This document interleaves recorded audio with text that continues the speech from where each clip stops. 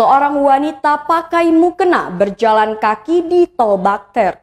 Ditemukan seorang wanita lengkap dengan pakaian sholat atau mukena berjalan kaki di jalan tol Bakter jalur A kilometer 141 100 pada Senin 4 Oktober 2021 sekitar pukul 6:55 waktu Indonesia Barat. Wanita bermukena tersebut ditemukan Kasat Lantas Polres Mesuji Ibtu Khairul Bahri beserta jajarannya saat melintasi jalan tol dari arah Bandar Lampung menuju Mesuji. Khairul mengatakan dirinya melihat seorang wanita menggunakan mukena yang sedang berjalan kaki di badan jalan dan hampir tertabrak kendaraan yang melintas. Selanjutnya, kata Khairul, wanita itu diketahui tidak membawa identitas. Namun, ia mengaku bernama Sri Wido Wahyuni, seorang janda dan memiliki 3 orang anak.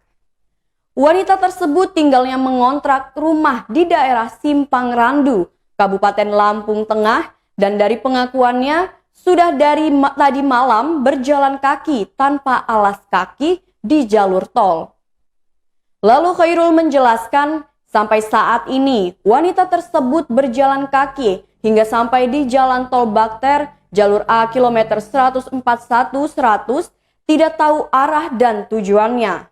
Lebih lanjut, Khairul mengungkapkan, adapun upaya yang dilakukan adalah mengajak wanita tersebut untuk ikut mobil dinas Kasat Lantas Mesuji dan membawa ke tempat yang lebih aman, serta diserahkan ke petugas exit tol Terbanggi Besar, dan berkoordinasi dengan petugas tol untuk menghubungi pihak keluarga Sri agar bisa bertemu dengan keluarganya.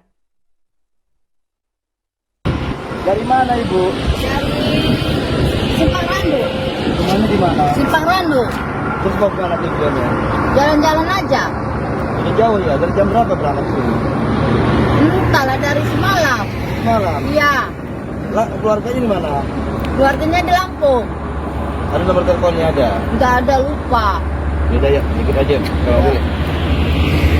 Nanti kasih tahu sama kami dari pihak keluarga ya. Dari Ibu. Pulang.